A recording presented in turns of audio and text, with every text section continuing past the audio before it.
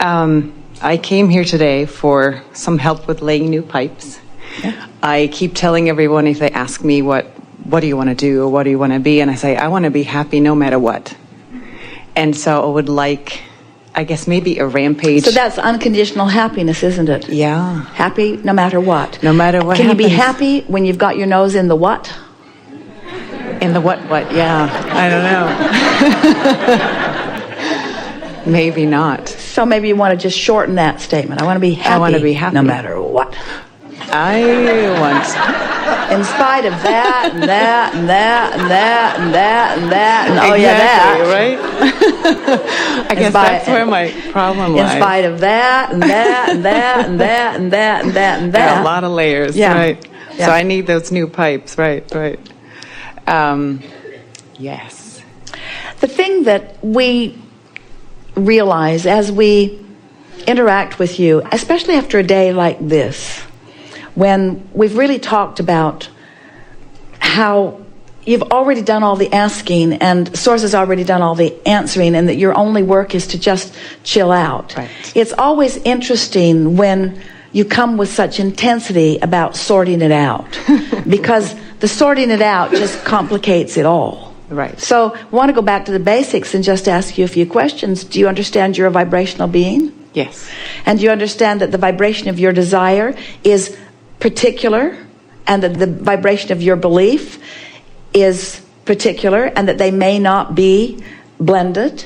So if you've got a desire that is contradictory to your belief, or a better way of saying it is a belief that's contradictory to your desire, then every time you think about your desire, you activate your belief about that desire right where it is. So it's the oddest thing. You really mean to do good work, but every time, or nearly so, that you think about what you want, you just activate it right where you've been practicing it.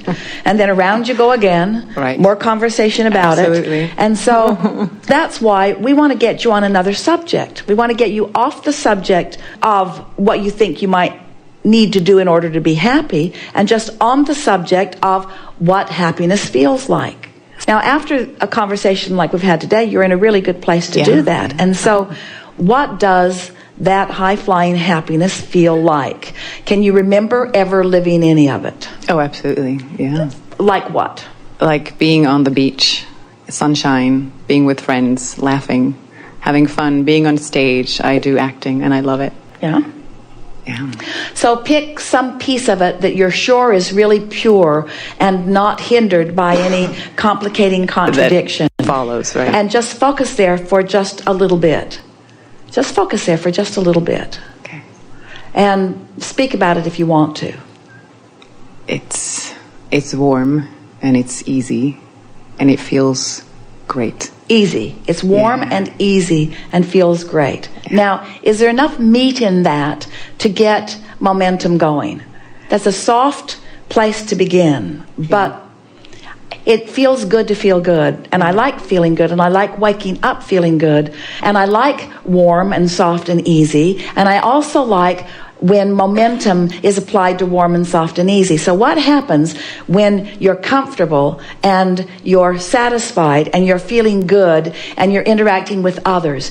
Do you just sit there and say nothing as you look out and just acknowledge that you're all having a similar time, and so your bodies are responding to the situation in similar ways, so you don't need to discuss anything? Or do you usually have a feeling of wanting to communicate? Oh, absolutely. And is that feeling of wanting to communicate a sort of eagerness that bubbles up within you? Yeah. And isn't it fun when you say something and somebody else is on exactly the same wavelength and they resonate with it, and Absolutely. then they say something back and you know that you're right there in the same place? And isn't it fun when you realize that you don't have to exchange a lot of words, because this is not someone far from understanding what you understand, so you don't have to build a whole encyclopedia of knowledge in order to bring them up to speed with where you are. You don't have to over explain yourself. In fact, you don't even seem to have to explain yourself at all, because you are already free and easy, and so the universe already delivered to you the perfect combination of circumstances. So there's no trying involved here. You don't have to be clever, and you don't have to be smart, you don't have to be funny. You just are.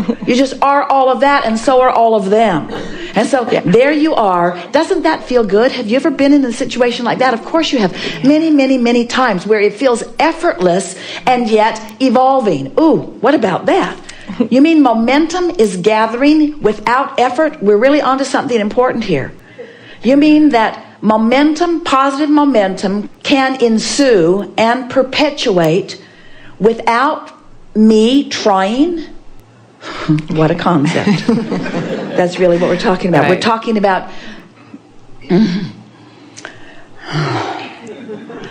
We're talking about the absence of resistance being the perpetuating force. It's like free energy. Yeah. Entrepreneur. Now think about that. Does that mean that there is such a momentum of well-being going that all I have to do is not hinder it, and that momentum will take me to wherever I want to go? That's what it means. Yeah. So does that mean that the trying that I've been doing was for nothing? No, because the trying that you did was step one, and it caused you to ask. In fact, ooh, what a day this has been. In fact, in knowing what I don't want, I launched a rocket of what I did want, and I did it often enough that is the momentum of non-physical. That is the momentum of well-being. That is the momentum of the all is wellness. That is the momentum. So since the momentum is naturally perpetuated, and then source is focused upon it and continuing to perpetuate it, then my trying now could be another step one moment. But what am I wanting to do as I am allowing myself to be the vibrational achiever of a grid that allows that momentum to sweep into my experience for actualization and realization and manifestation and materialization? Are you with us? Are you with us? So the question is not how do I create my own reality? How do I allow the momentum of the reality that I've already created? How do I now allow the reality, the materialization, the manifestation, the actualization? How do I allow that? Is it by trying? That's another step one moment. That's another step one moment. That gets momentum going. But the allowing is about being willing to accept yourself as perfect enough that you can stop trying now. To accept that you've done all the trying. You've created it all. Source has agreed with you and is complying completely and is in full resonance with your success. And now your work is just to love yourself enough to let the well-being in. So now let's go back to the beach. So you're just there. It's warm and it's easy. And you're not trying. You're just happy. You're just happy. But now you're milking it because you're on to it. Yeah. So you're focusing a little more on the beauty of this day and on the good feeling of your body and of the perfection of your friends. You're talking a little clearer, not with the intent of impressing anyone, not with the intent of making anything happen, but with the singular intent of milking the good feeling moment in order to allow the universe, through the path of least resistance, to reveal to you, or for you to be aware of the revelation that's coming to you. Revelation, that's a good word. Realization and revelation is a revelation. The realization of. The realization of. And does it ever end? Not ever. You never get to the end of that good stuff. Okay, good. So when something happens that dips you down and causes you to not feel good after you've been in Cancun and you've been happy and you've been convinced that that's where you belong, and so now but you find yourself not on that high-flying disc, what does that mean? You're having a step one moment. Well, what's a step one moment? Well, a step one moment is the way you add momentum to the vortex. But the step three moment is how you allow the momentum that the vortex has to come into your physical experience. We've come into a new realization today, haven't we? So, have we convinced you the value of your laziness? I'm bad at being lazy. Wasn't our intention, because there's no laziness in focus. And there's no absence of focus in allowing well-being to come to you. Because you've trained yourself out of that natural allowing. And now you have to train yourself back into it. You have to convince yourself that it's all right for you to chill. Right. You have to convince yourself that you've done your work. And you have to pat yourself on the back for the contrast that you've lived. So are we condemning those old clogged pipes, or was the clogging of those pipes part of the gaining of the momentum that is now causing you to have the ability to lay the new ones? So can you get it wrong?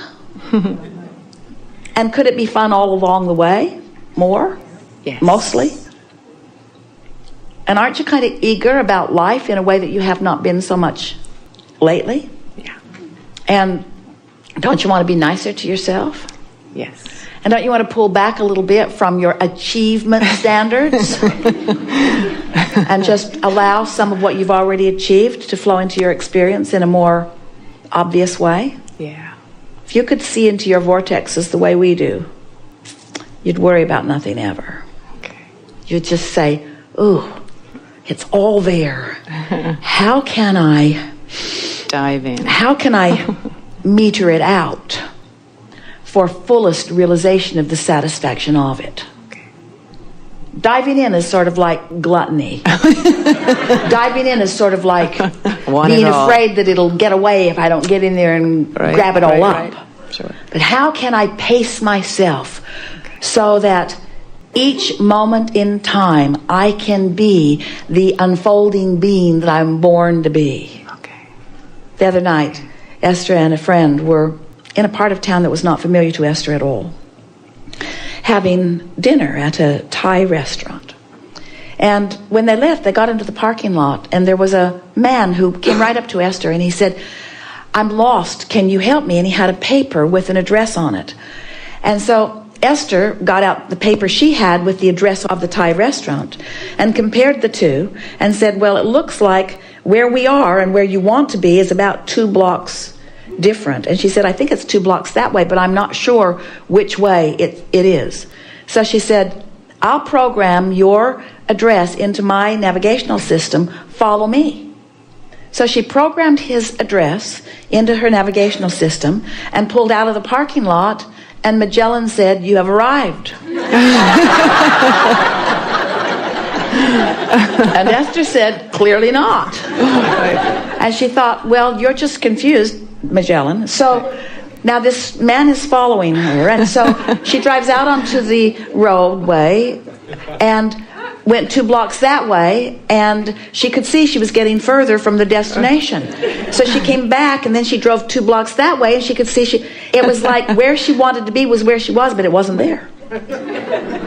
And he had given her the name of it. It was late at night. It was about 9 o'clock, and it was a diagnostic sleep center. So he was looking for a place to get some sleep, clearly. And Esther said, don't worry, we'll figure this out. Do you have a phone number? And so there was a number. Esther called the number, and it went to a voicemail. And she called it again, and it went to a voicemail. And so she said, well, let's just roam around.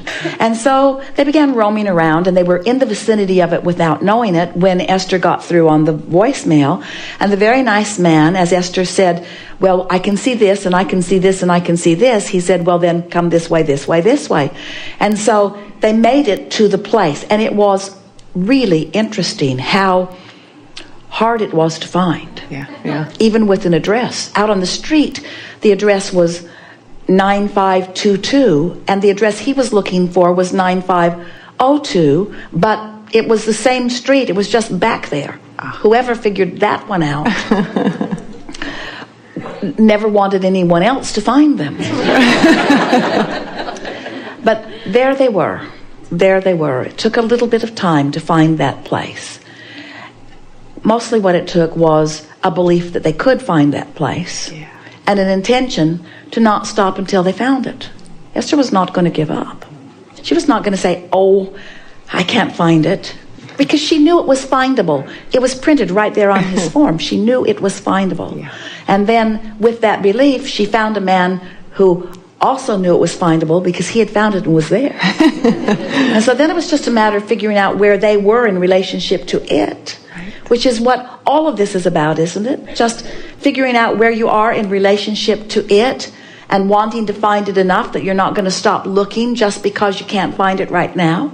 Yeah. A sort of trusting that it is there and eventually you will find it, you see? Yeah. That's what life is always about.